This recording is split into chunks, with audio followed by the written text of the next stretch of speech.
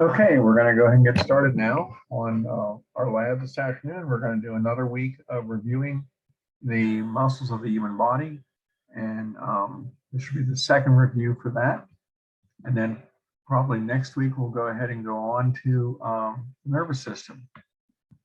So, any questions on anything before I get started?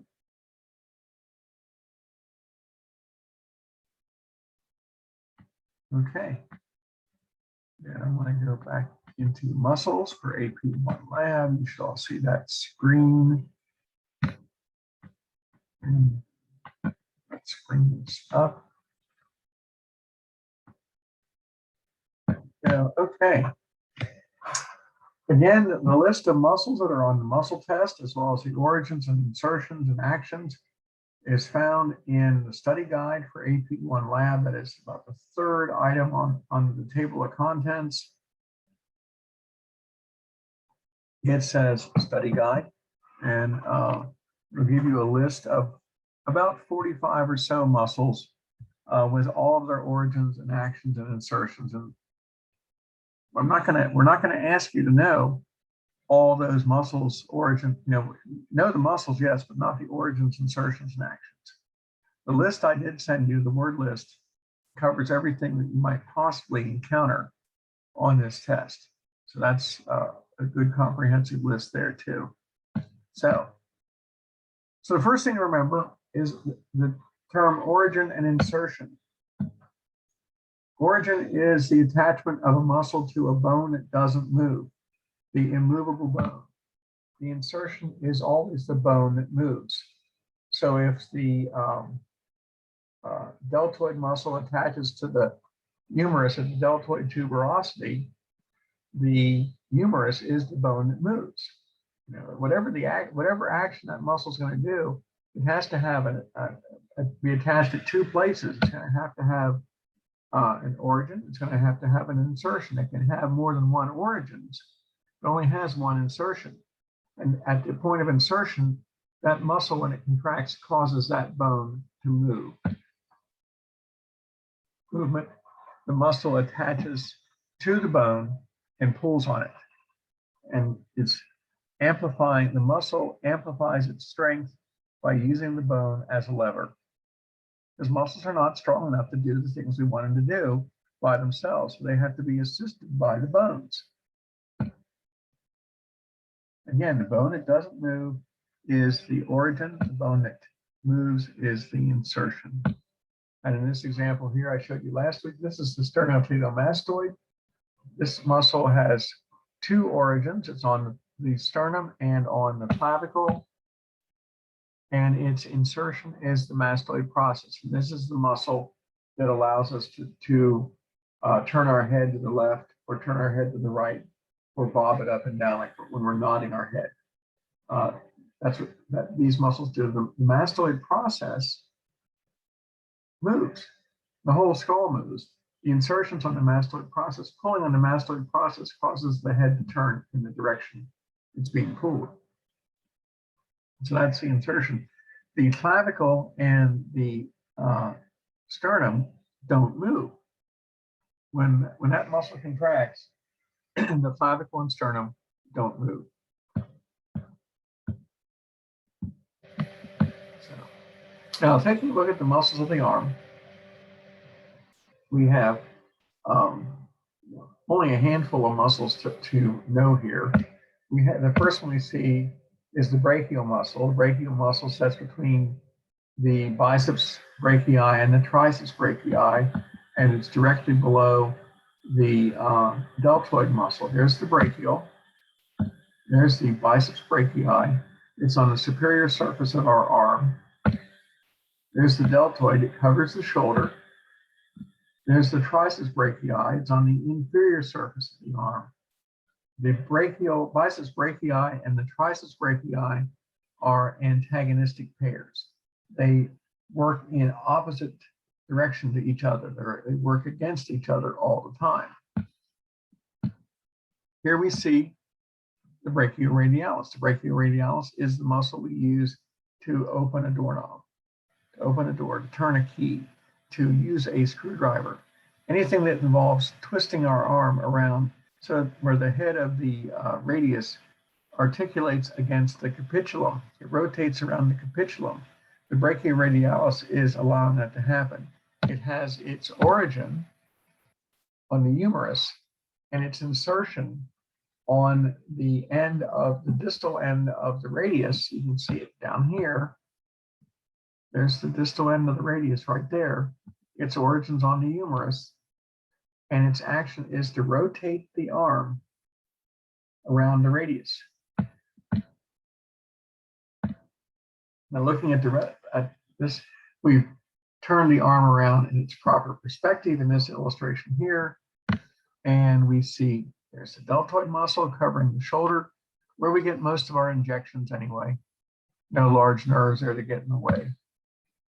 We have the biceps brachii, the triceps brachii, the teres major, brachioradialis, and the brachial.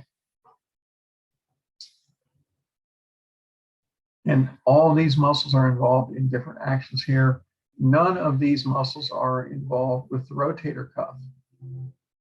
The only reason I bring up teres major here is because if you have a major, when describing a structure, you nearly always have a minor. So in this case, we have a teres minor. Teres minor is one of the rotator cuff muscles.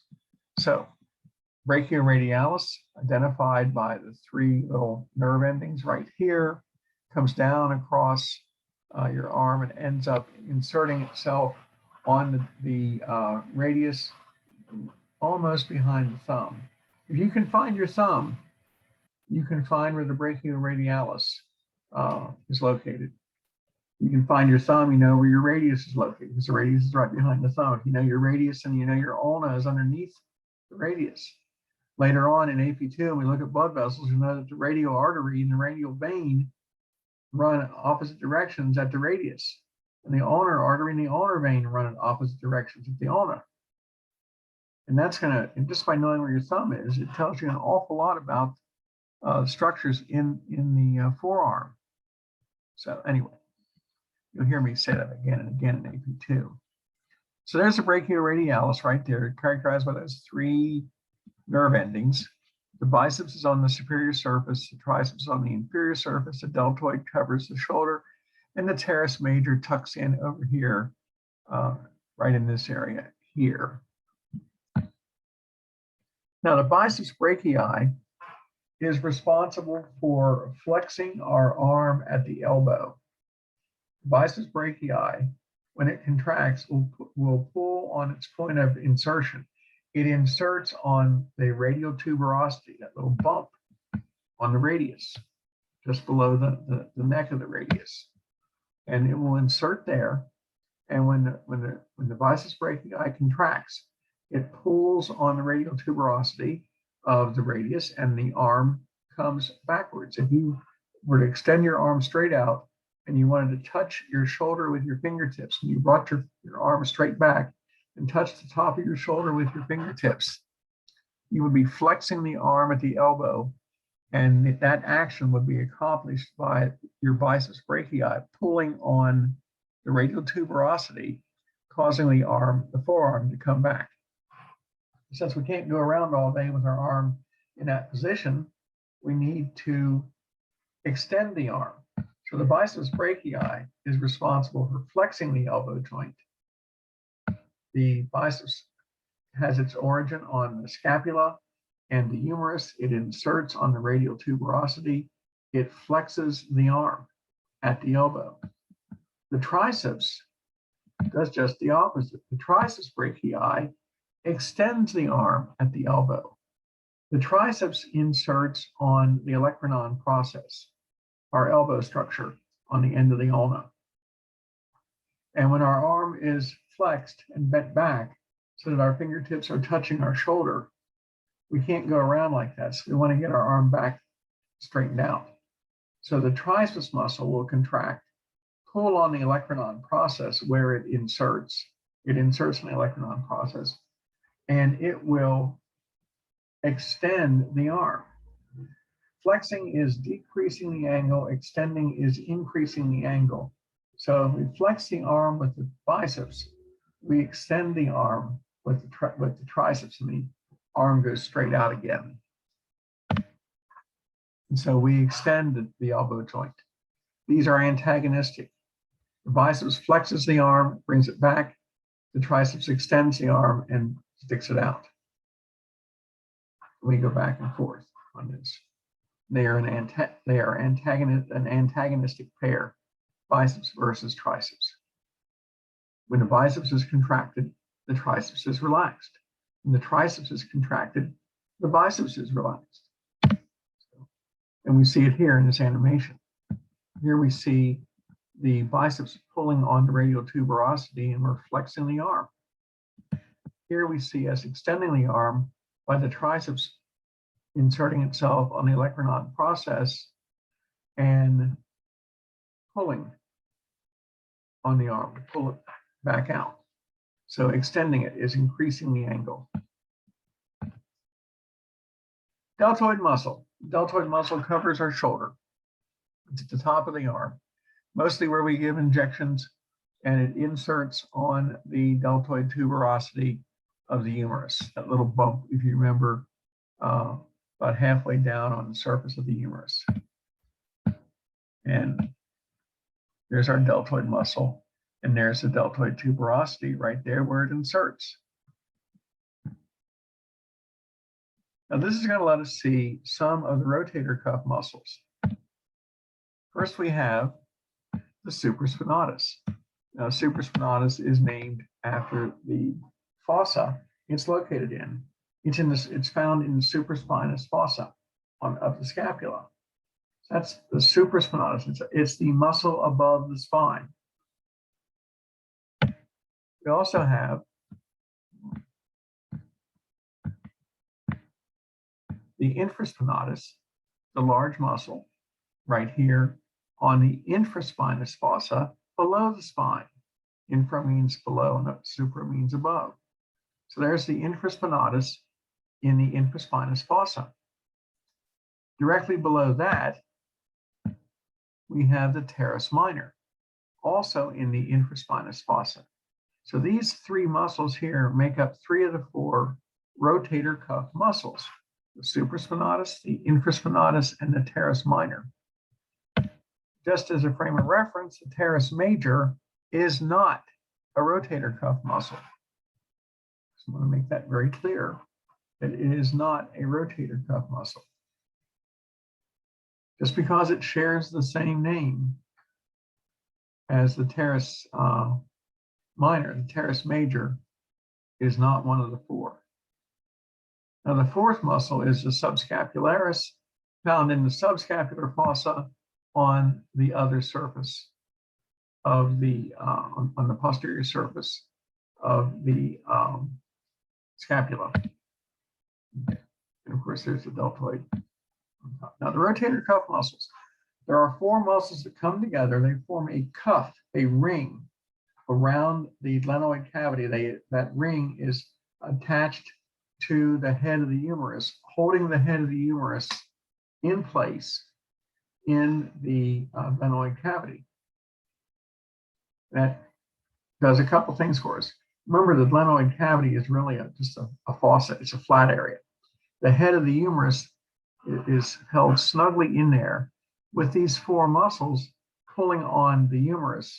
The humerus has great flexibility in every direction, almost a full 360-degree angle of motion here. Thanks to this snug rotator cuff fit, we see numerous directions that it can go, because we have these 4 muscles are going to pull on the humerus simultaneously in different locations. And so this is all good. Now the 4 muscles are the supraspinatus, the infraspinatus, the Teres Minor, and the subscapularis. Here we see there is the subscapularis on the underside of the scapula. It's found in the subscapular fossa. So we have this very nice large muscle here on this side. We don't see just frame of reference. There's your biceps brachii and your triceps brachii right there. Remember, this is the inferior surface here. So there's our subscapularis right there. On the other side of the scapula is going to be the infraspinatus, the teres minor, and the supraspinatus. Here we see the front surface of the scapula. There's the spine of the scapula. There is the supraspinous fossa and the supraspinatus located there. There's the infraspinatus below the spine in the infraspinous fossa. There's our teres minor, also found at the infraspinous fossa. These are three of the four rotator cuff muscles. The fourth one is the subscapularis. And again, supraspinatus, infraspinatus, teres minor, right there. The teres major does not insert on the head of the humerus. Subscapularis, inserting on the head of the humerus. Infraspinatus and teres minor, inserting on the head of the humerus. The supraspinatus, inserting on the head of the humerus. These four muscles come together and form a ring around the head of the humerus, holding it tightly in the glenoid cavity, also pulling on it in different directions, giving it this incredible range of motion. So there's the rotator cuff again, 3 out of the 4. Now here we see this kind of motion I was talking about. We see the subscapularis pulling the humerus forward, the infraspinatus and the teres minor pulling the humerus backwards, and the supraspinatus would pull on the head of the humerus to elevate the arm. The supraspinatus comes down across here like this. So we elevate the humerus at this position. Now, when you combine all of these actions, these individual actions at the same time, we get the range of motion I keep talking about here. You know, here we are seeing the action of the supraspinatus pulling on the arm so that we can rotate our arm, but we haven't even considered the effect of the other 3 muscles. Here we see the teres minor also helping to rotate the arm and adduct, you know, bring the arm in. Here we see the infraspinatus involved in rotating the arm. So you got 3 muscles doing the same thing. Here we have the subscapularis rotating the arm forward and towards the midline, sort of the opposite action. And that's just, it's up by itself. But remember, they don't operate independently in a vacuum. All 4 of these are working together. So there's the infraspinatus and the teres minor working together to pull the humerus, sort of in a posterior direction. Now, what happens to the rotator cuff? Well, they wear out over time, and lots of use. As your patient ages, they're gonna wear out. They're gonna get sore. The muscles themselves are not going to get damaged, but the tendons that hold them to the humerus may wear out and may become torn. Now, many people go through their whole lives and never have an issue with their rotator cuff. Most people that have rotator cuff issues are either young adults who play contact sports or other types of sports, at a professional level, or even at a collegiate level, or even at a high school level. You know, overuse can trigger excessive wear and tear. The other end of the spectrum is your elderly. Your elderly patients tend to have damaged their rotator cuff tendons too, and torn those tendons simply through a lifetime of wear and tear. You know, it happens. And in both cases, they can be fixed very easily. People in middle age, if their rotator cuff gets damaged, it's usually because of some sort of injury. trauma, a fall, for example, may tear their rotator cuff tendon. Because usually once an adult gets past early adulthood, gets past the point where sports activities or extremely active behavior, or playing professional sports. Once they get past that point, an individual likely isn't going to have any rotator cuff problems until they get well up into their 70s and 80s and 90s, and then you fix it then. Your middle-aged individual, generally, if they're going to damage their rotator cuff, is going to have some accident that causes it. And here we see a torn supraspinatus tendon.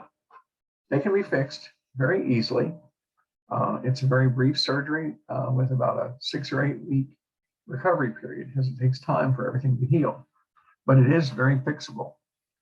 So, okay, let's move to the leg. I showed you all this last week. I tried to condense this a little better from what we saw. The first muscle I want to point out is the Tibialis Anterior. Tibialis Anterior is adjacent to the anterior crest of the tibia on the lateral or little toe side.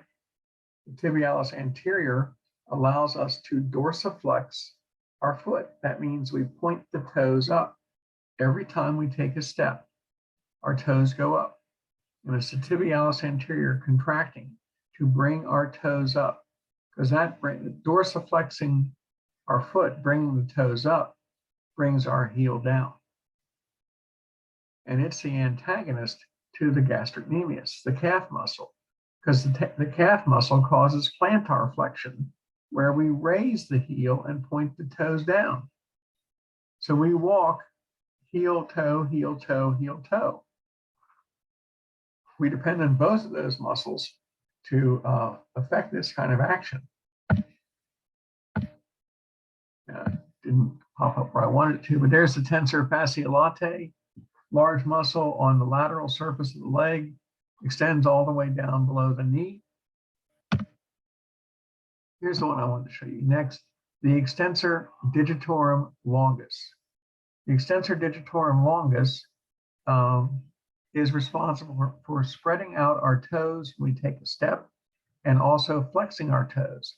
Because not only do our toes spread out, they splay apart, but they flex, they curl, they flex at the angle, that at the tip, they curl down.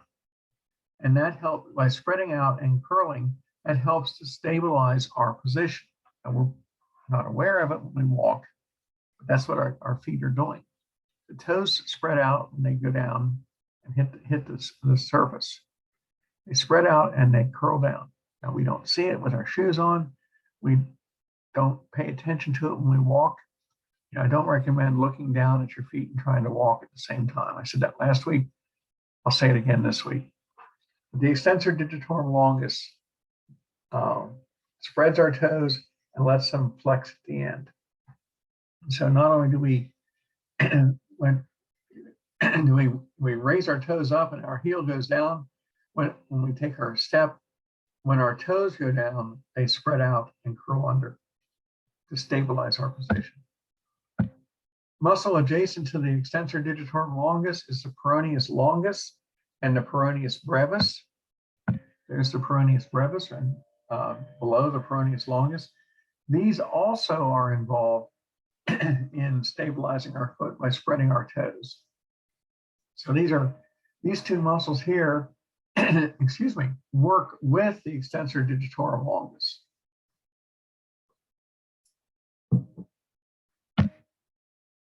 There's a large muscle on the posterior surface of our leg called the gluteus maximus. And we're all familiar with that. It allows us to move our thigh. It does have a purpose. It is not a common site of injections, by the way.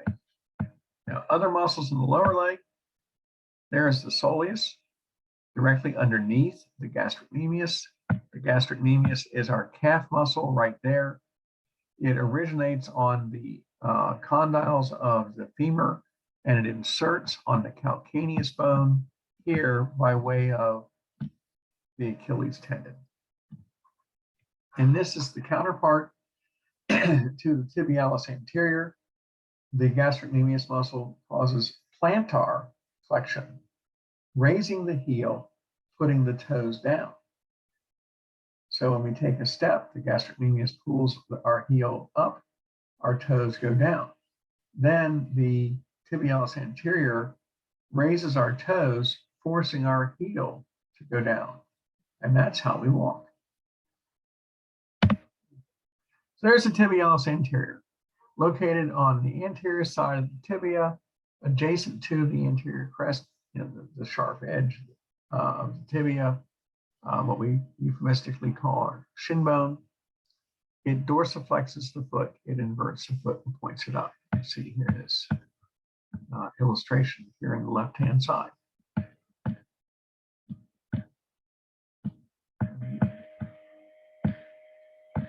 Okay. Gluteus maximus. Gluteus maximus is responsible for extending the thigh. Very large, powerful muscle on each side of our pelvic girdle. It's right below the iliac crest, the posterior side of the iliac edge of the iliac crest, and it is a location that we use the iliac crest to avoid gluteus maximus when we're giving injections. We don't want to inject in the gluteus maximus because the sciatic nerve runs directly underneath there. It's a very large nerve and it's very easy to accidentally hit when giving an injection. So we use the iliac crest as a landmark and come down about 2 fingers width from the iliac crest, come back 2 fingers width, and that gives us the gluteus medius. And that's usually in this area right in here is where we get injections in our hip. Never in the butt, always on the side here, avoiding that because you certainly don't want to hit the sciatic nerve. Okay. In the front of the thigh, we have 4 muscles called the quads, the quadricep muscles. And they are responsible for flexing the thigh and extending our lower leg. These are the muscles we use when we kick a ball, for example, a soccer ball, a football. And so we use them to extend out our lower leg. They're the antagonistic pair to the hamstrings on the posterior surface, excuse me, on the posterior surface of our thigh. So the 4 muscles are the vastus medialis, the rectus femoris, the vastus lateralis, and underneath the rectus femoris, we have the vastus intermedius. And so the medialis is on the medial side, the great toe side. The lateralis is on the little toe side. The rectus femoris is right in the middle, and directly underneath it is the vastus intermedius. But they all have the same mode of action. They're going to flex the thigh and extend, kick out the lower leg. So here we see it from the reverse perspective. There is the vastus medialis on the medial side. There is the vastus lateralis on the lateral side. There is the vastus intermedius in the middle. And there is the rectus femoris on top of the vastus intermedius. And their purpose, again, kicking out the lower leg, flexing the thigh at the knee, extending the lower leg. And so, flexing the thigh, extend the lower leg, kicking the leg out is the action. When we extend the thigh, it's like kicking a soccer ball, kicking a football. On the posterior surface, directly below the gluteus maximus, we have the 3 hamstring muscles. We have the biceps femoris, which is on the lateral side, lined up with the little toe. We have the semitendinosus and the semimembranosus on the medial side. Now, how do we know that which side is which? Well, if we look at the muscle, you'll see that the semimembranosus and the tendinosus are stacked on top of each other. The semitendinosus is on top. Think T for top, T for tendinosus. Semimembranosus is on the medial side. Think M for medial in membranosus. It's the best I can do. So these two are on the medial side, and the biceps femoris is on the lateral side. We look at the model. We can see there is the biceps femoris on the lateral side. You might want to use the lined up end of the gluteus maximus here as a frame of reference. That means that these other ones, the other two over here, are the semitendinosus on top, and you can see the semimembranosus underneath. Yeah. And while this is not an ideal model because these muscles really should be separated, they're not. Best you can do is see that there's the two muscles stacked on each other. So this is the semimembranosus here. Now the hamstrings have the opposite action of the quads. If the quads are designed to flex the thigh and extend the lower leg, then what the hamstrings do is flex the lower leg and extend the thigh, just the opposite. So all three of these muscles do the same thing. The biceps femoris, the semitendinosus, and semimembranosus, their role is to extend the thigh, flex the lower leg. And think about it. If you kick a soccer ball or kick a football, you extend your lower leg. You got to get it back. You got to bring it back. So you have to flex it. You have to bend back. And so while the hamstrings will allow you to kick the ball out, to bring your leg back, you have to use if you use the quads to kick a football or a soccer ball, if you kick your leg out using the quads, you're extending your lower leg. To get your leg back to do it again, you have to flex it, and that requires the hamstrings. So they work together. They're antagonistic, but they work together. When one muscle does one action, the other set of muscles will do the opposite. Because you can't go around with your leg extended all the time. You got to be able to bend it back. When the hamstrings contract, the quads relax. When the hamstrings relax, the quads contract. When the hamstrings contract, the quads are relaxed. So for example, there we are extending our lower leg. Now we're kicking the ball now.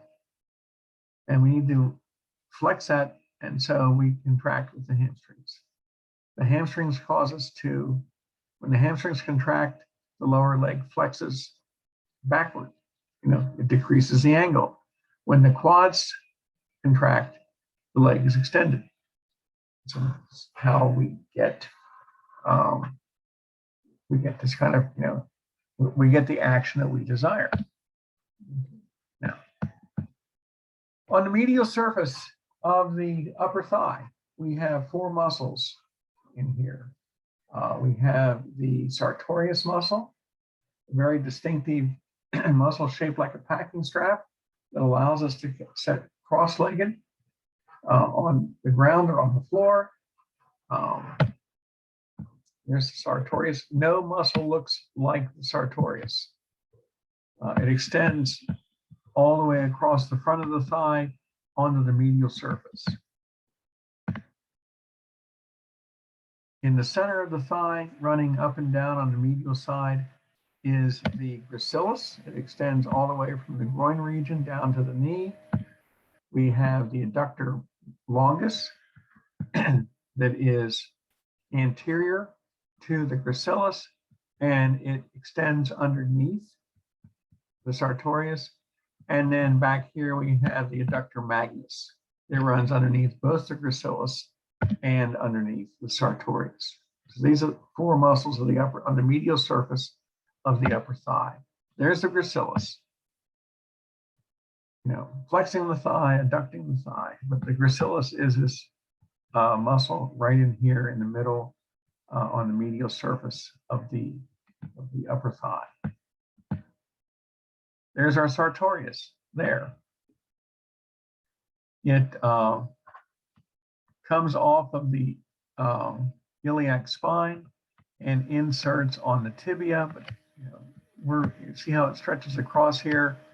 This muscle will allow the thigh to rotate laterally. In other words, this is the one that lets us sit cross-legged. It's a very uniquely shaped muscle. Now, adductor longus, it adducts the thigh. I mean, it's in its name. It means it bends the thigh in towards the midline. There's the adductor longus, and then of course over here, running underneath the gracilis and the sartorius, is the adductor magnus right there. And here is our gastrocnemius, the calf muscle. The gastrocnemius has 2 heads. It has a medial head and a lateral head. The heads originate off of the medial and lateral condyles of the femur. Medial head of the gastrocnemius from the medial condyle of the femur. There's the lateral head, the little toe side. There's the medial head right there. There is the Achilles tendon inserting on the calcaneus bone down here. It can be called the calcaneal tendon, but it's usually called the Achilles tendon. So again, the origin is on the condyles, of the femur. The medial and lateral condyle of the femur give you the medial and lateral heads of the gastrocnemius, and they come together and insert on the calcaneus by way of the Achilles tendon. Usually we call it the calf muscle. Gastrocnemius is its proper term. It causes plantar flexion. When we contract the gastrocnemius, our heel comes up.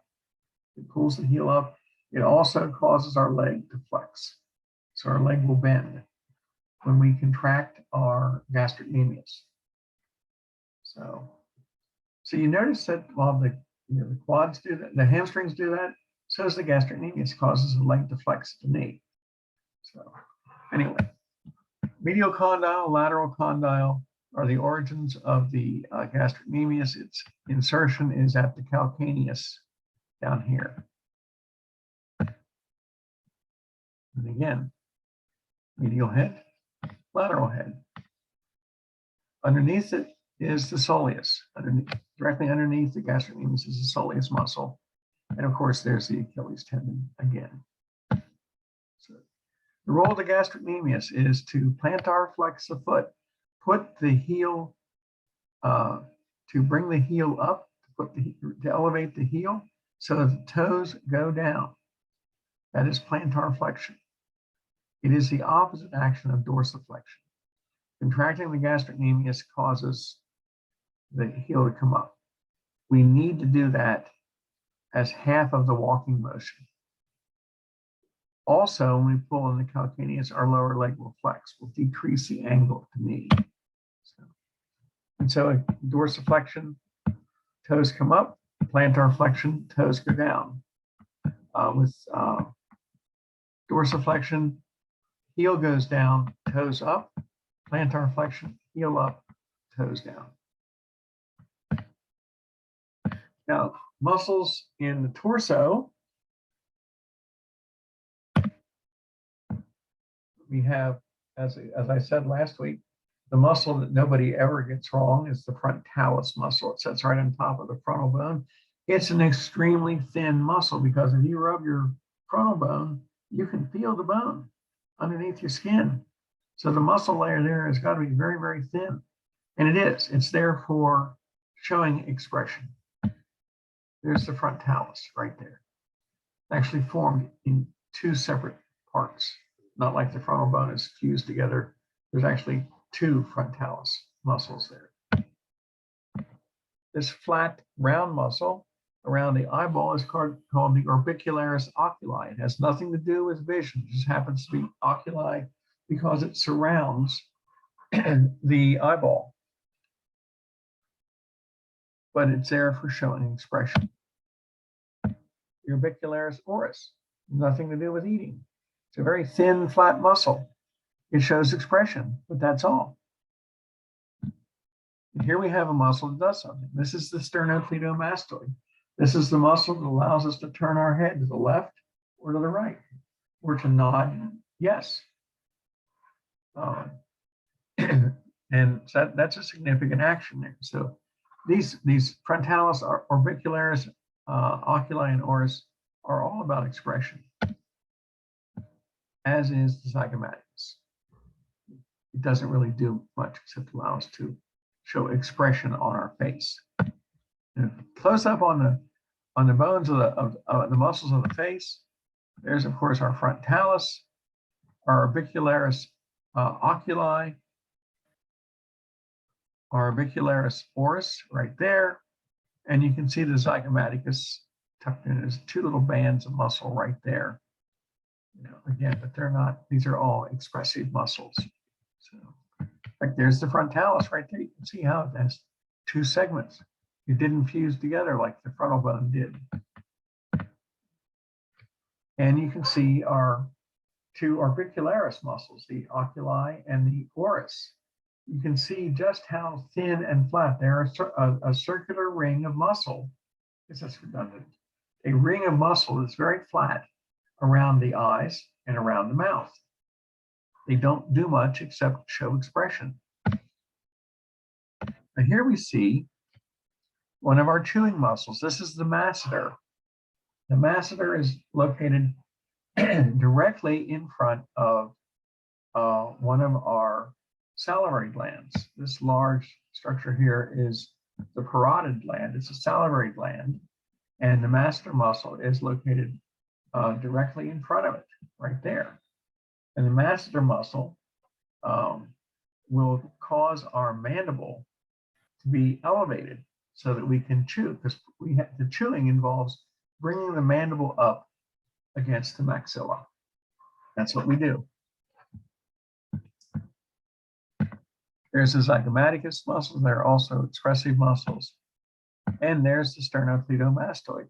Its origin is on the sternum and the clavicle. It has two heads that insert here and here. Its insertion point is back here on the mastoid process. We all know where the mastoid process is. You can feel that bump behind your ear. That's the mastoid process. That's where the sternocleidomastoid inserts to pull on the mastoid process so that our head turns in that direction. And again, there's our sternocleidomastoid. Flexes the head, rotates the head.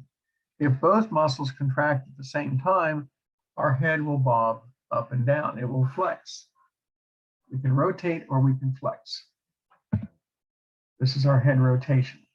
We turn in the direction of the muscle that's contracting. We can turn our head that way. If both muscles contract, then our head nods up and down like that. And of course, that's we're getting closer to Halloween. I have to show this one again. Our heads don't rotate that much. Anyway. Now the chewing muscles are the masseter and the temporalis. There's the temporalis muscle. It's on the temporal bone. It's not one of the expressive muscles. This one also pulls on the mandible. So this is one of the other chewing muscles along with the masseter. Both of these insert on the mandible and pull the mandible up against the maxilla. The temporalis muscle has its origin on the temporal bone. It inserts on the mandible. Its action is to chew, to bring the mandible up against the maxilla. There's the masseter. Its origin is the zygomatic bone. It inserts on the mandible. Again, it's to elevate the mandible, to chew. There they are. our chewing muscles right there, the temporalis and the masseter. The masseter inserts here on the mandible, brings it up. So food is crushed and ground and ripped and torn inside the mouth as the teeth of the mandible are brought against the teeth of the maxilla, and any food in between is, we rip, tear, grind, and crush. And so this is part of the, this is where digestion starts in the mouth, by the way. We start chewing, we start mixing the food we're eating with saliva, we start breaking down starches. The whole process of digestion starts in the mouth itself. There's the temporalis. It's designed also to elevate and retract the mandible. And so the temporalis originates on the temporal bone and inserts on the mandible, elevating the mandible. We chew. The whole chewing action is bringing the mandible up against the maxilla. The maxilla doesn't move. The maxilla does not move when we chew. Maxilla doesn't move ever. Maxilla is part of the skull, and it is, it's held together with immobile joints. It's not going to go anywhere. So we have to bring the mandible up against it to crush and grind and rip and tear our food. And this is the whole process of chewing. Notice that the maxilla, the upper jaw, never moves. Only the mandible moves up and down against it. Now, looking at the other muscles of the torso, we see this triangular shaped muscle above the shoulder, above the spine of the scapula. We see is called the trapezius. Trapezius muscle allows us to elevate our head, to raise and lower our scapula. It allows us to tilt our head over from one side to another. We have the pectoralis major, very large muscle attached to our thoracic, attached to our torso on the outside of the ribs, covered with skin, obviously, but it's outside the ribs. Very large, very powerful muscle. We use this for climbing. We use it for throwing. We do push-ups, exercise, stuff like that. So we use our pecs for a lot of different things. Okay. Here's the diaphragm, large muscle that separates the abdominal cavity and the thoracic cavity. Regulates, this is a very important muscle for breathing. When our lungs inflate, they inflate because the ribs rise and take the thoracic cavity wall outward, and the diaphragm drops. Since our lungs are glued to the wall of the thoracic cavity, when the thoracic cavity gets bigger, the lungs get bigger, air pressure inside the lungs drops, air rushes in. So the diaphragm is responsible for half of that action. The muscles between the ribs is the other half. So the pectoralis major, large muscle on our chest.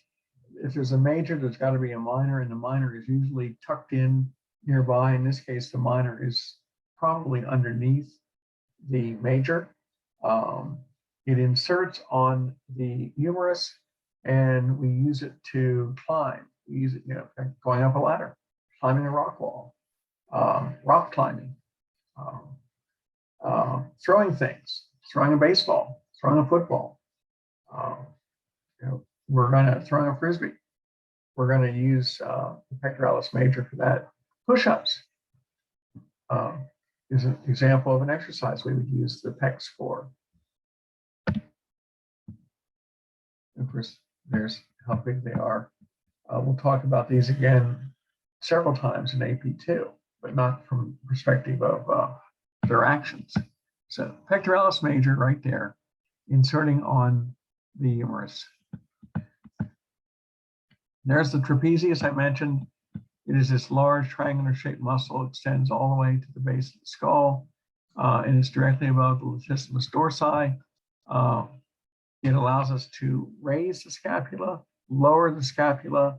It allows us to turn our tilt our head in one direction or another.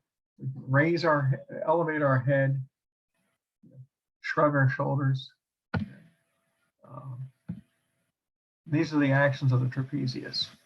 We can tilt our head left or right. We can flex our head back and front, flexing action. Notice that it's not turning our head left and right. We're laying our head over. We can elevate the scapula. We can depress the scapula. When we elevate the scapula, we raise our head up and look around. That's the actions of the trapezius.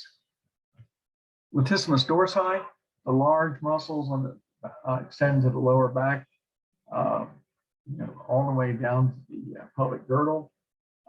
This is a very powerful muscle. We use this muscle a lot when we have overhand actions like driving a nail or chopping wood, or something like that, some activity. We use it if we are playing ball or bowling, slow pitch or fast pitch softball in particular. There's a lot of power coming from latissimus dorsi to the humerus as it inserts on the humerus. And there's a lot of force behind its action that can be transferred to the humerus.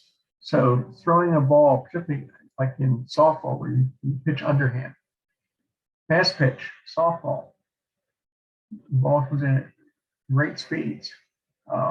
Overhand actions, like I said, driving nails, for example. You see, there's our latissimus dorsi right there. This little line right here is the end of the trapezius, but everything is all the way down to here is the latissimus dorsi. Note the action here with the latissimus dorsi. This is, whether you're pitching a ball underhanded, you're bowling, for example, you're throwing something. In addition to the overhand action of driving a nail or chopping wood, you have the power stroke behind it from an underhand action too. So a lot of force applied to the humerus from with the latissimus dorsi.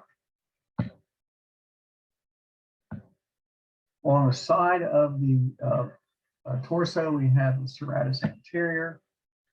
They help to stabilize the torso. There's the pectoralis major again. And this little structure here is likely the pectoralis minor, but the model doesn't show it very well for us, but that's likely the pectoralis minor. Rectus abdominis, the six-pack, mentioned this last week, goes from the pubic bone to the xiphoid process. It inserts in the xiphoid process of the sternum.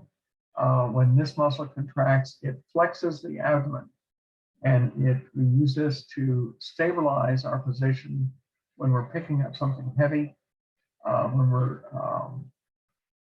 we are straining, when we're straining to evacuate our bowels, we're straining to pick up something heavy, and we cough vigorously. We find our diaphragm, we essentially hold our breath when we do this. When we flex our abdomen, when we flex the six-pack, we're gonna hold our breath because the diaphragm can't go down because the rectus abdominis muscles are in the way. So again, what it does is it flexes our abdomen, it brings it in, compressing it, pulls our abdomen in. The external obliques are adjacent to the rectus abdominis. When they contract, they compress the abdomen on the sides. And they're going to work with the rectus abdominis when we go to pick up something heavy or strain. And if you have external obliques, you're going to have internal obliques. Now, the external obliques, there's the serratus anterior. There are the external intercostal muscles between the ribs. I'll get the external obliques in a second. External intercostal muscles, those are the muscles that elevate the ribs when we take a breath. If you've ever eaten ribs, that's what you're eating, intercostal muscles. There's the rectus abdominis. and there are the external obliques. Now, if you want to know where the external obliques are in your body, stick your hands in your pockets in the front, point your fingertips towards the midline of your body, and your hands are now over top of the external obliques. And your internal obliques are directly underneath the externals, but running in the opposite direction. The muscle fibers that are in the internal obliques run in the opposite direction of the muscle fibers in the externals. This crosshatch arrangement gives them much greater strength.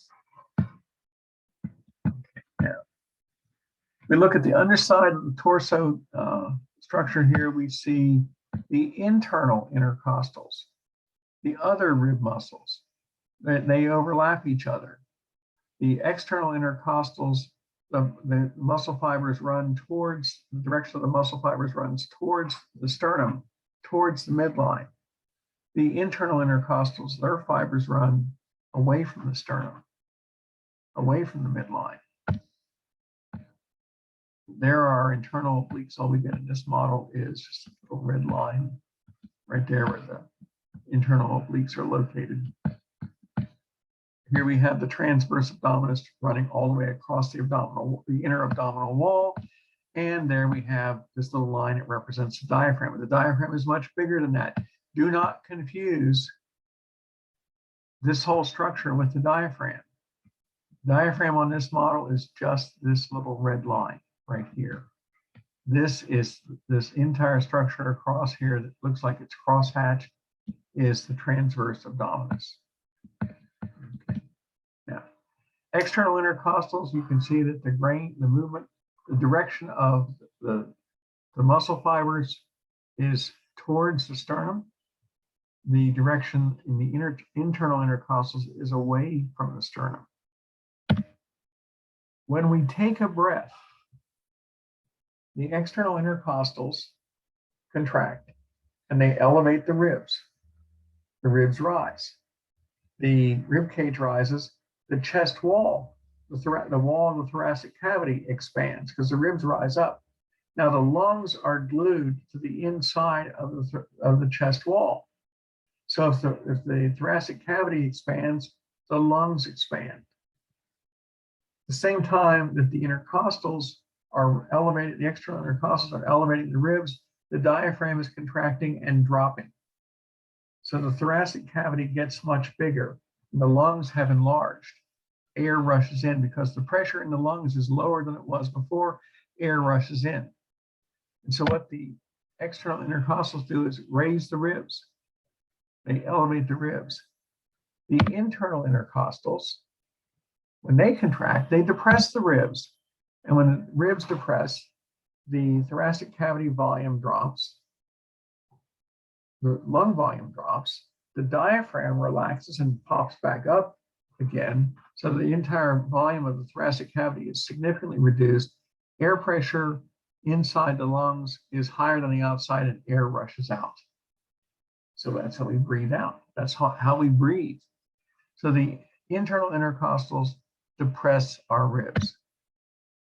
The diaphragm, shaped like this parachute, this is in its relaxed version like this, where it's risen up high up against the thoracic cavity. When it contracts, the diaphragm will drop down and flatten out. And we can typically find our diaphragm, when we can find our xiphoid process, our diaphragm is right below it. So we see this action when we breathe. Notice how the diaphragm, whenever the diaphragm is dropping, it's contracting. That causes the thoracic cavity to enlarge. At the same time the diaphragm is dropping, the ribs are contracting and rising up. When the intercostal muscles contract, they raise the ribs. So when the ribs go up, when the ribs are elevated, it's because the external intercostals have contracted, they're elevating the ribs. When the ribs go up, they expand the thoracic cavity. At the same time, the diaphragm drops and also expands the thoracic cavity. Notice how when the ribs elevate, the diaphragm goes down. And so our thoracic cavity gets bigger. Our lungs are glued to the inside of the chest wall. They get bigger. the volume of air inside the lungs drops, the pressure is lower, so air rushes in. And then when we relax the internal intercostals depress the ribs, the volume of the thoracic cavity drops, the air pressure inside the lungs is higher than the outside, and air rushes out. That is our review of muscles. Any questions on any of this? Okay, so I will get us out of here, and I will see you all later. Thanks.